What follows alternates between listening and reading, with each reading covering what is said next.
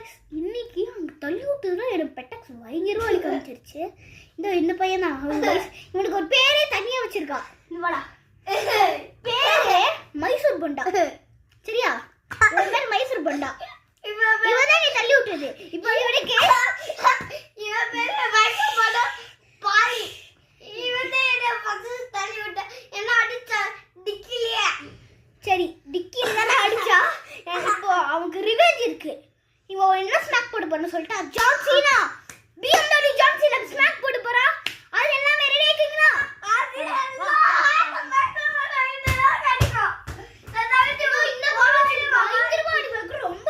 ரொம்ப டைட். கூட தெரியாது இவனுக்கு. வாடா கிங்க வர நடுவுல நடுவுல